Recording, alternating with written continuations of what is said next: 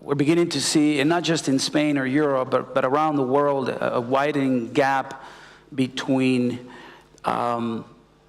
traditional political parties, traditional elected officials, and voters. But at the same time, we're also beginning to see an erosion of trust when it comes to the banking industry, when it comes to certain companies, from car manufacturers that have made mistakes and have had a significant impact on their bottom line.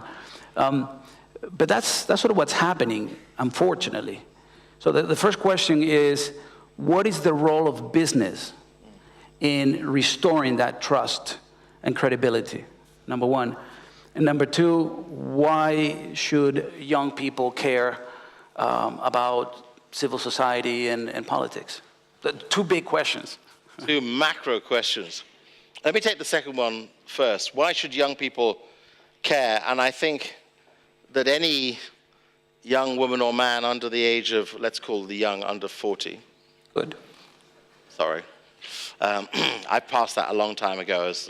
No. But any young person under 40 ought to care, because you can now see the reality of disengagement. Had the under 35s taken seriously their duty to register and participate in the UK referendum on our membership of the European Union, we would not have had this weekend's European Council to agree the Brexit conditions. Upon that millennial generation, especially the under 35-year-olds, to grab what you and I had to learn the hard way, that if you don't participate, you're going to find that the system controls you rather than you being participant within it. You cannot opt out. Nobody can opt out of democratic responsibility. And I think that there is a duty that sits particularly on the under 35-year-olds to grab the future and to treat the future with the same dignity as you would the pursuance of the right to purchase property or to get assets from a bank or to hold any wealth. Please treat it with that dignity. It is fundamental.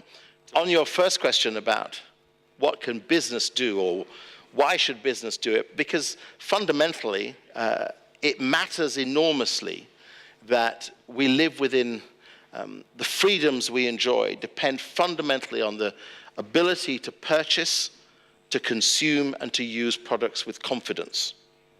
Even if that is from a car to which we wish to drive, are the emissions correct? We thought we bought it because the emissions said that this was a more environmentally responsible vehicle. But if we discover it's not, what does that mean that we are participating in that is affecting the planet in a negative way? If we cannot be confident that what business provides is of value to our lives today and in the future, we will begin to opt away, and companies will find market share diminishing, but also value share on the market diminishing.